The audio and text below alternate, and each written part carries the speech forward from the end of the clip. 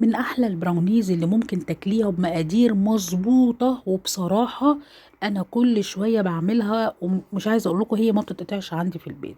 وكمان لما تيجي تبقى سخنه بتتاكل ومع بولة ايس كريم تبقى روعه. يلا بينا نشوف الطريقه. اول حاجه هننزل باربع بيضات بحراره الغرفه، وعليهم كده رشه من الفانيليا او كيس الفانيليا وتضربيهم كويس جدا. جربوا الطريقة دي فعلا هتعجبكم قوي قوي قوي، وبصراحة حلوة وجميلة ومتاكل سخنة بتبقى روعة. بس كده، وبعد كده بقى بتضربيها كويس جدا. هتنزلي كله بالسوائل. هنا عندي معلقتين كبار من الزيت النباتي العادي، وبرضو هنزل بعد كده بكوباية من الزبدة المذابة. طبعا انا سيحتها في الميكرويف ونزلت بيها كوباية كاملة. وبعد كده بقى هي المفروض كوباية ونص سكر من اللي هو الأبيض، بس مش باودر، هو سكر اللي هو الحبيبات العادي، وكوباية سكر بني. فطبعا انا ما عنديش السكر البني، فرحت حاطه المعيار كله السكر اللي هو العادي اللي هو يبقى كده كوبايتين ونص من السكر. وبتضربيهم كويس. اهم حاجة خلي بالكو ان السكر ما بقاش مركز من تحت. وبعد كده بقى بتجيبي المنخل وهتحطي فيه كوباية من الدقيق وكوباية من الكاكاو الخام، ما يبقاش مسكر. وهنا رشة ملح، وهنا معلقة كبيرة من الاسبريسو او النسكافيه اللي هو سريع الذوبان. وكل بتروحي نخلاه كويس جدا عشان مبقاش فيه تكتلات زي ما انتوا شايفين. النسكافيه بيدي طعم حلو قوي، لو فيه اسبريسو كمان بيبقى جميل جدا في الحاجات وبتزود النكهة بتاعتها.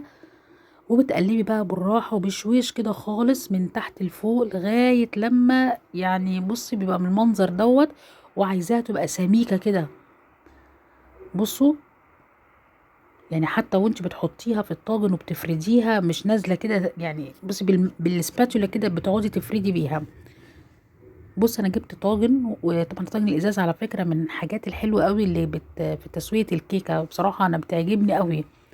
ورحت فرشه فيها ورق زبده وفردت الخليط بتاعي كله. وبعد كده بقى بتزودي النكهة ده لو عندك شوكولا بتقطعيها قطع صغيرة. انا كنت جايبة هنا شوكولا بتاعة المطبخ وقطعتها قطع صغيرة زي ما انتوا شايفين، ورحت فرشاها فوق من فوق كده. انت عايزة ممكن تقلبيها في الخليط قلبيها، بس انا حبيت انها تبقى من فوق كده، اغرزها كده زي ما انتوا شايفين. بصوا عاملة ازاي عشان لما تيجي تسيح. وبعد كده دخلتها على فرن حرارته 180.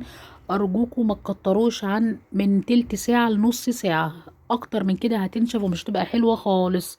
ولما تخرج بتسيبيها بس شوية تهدى، وبعد كده لو عايزة تاكليها كده براحتك.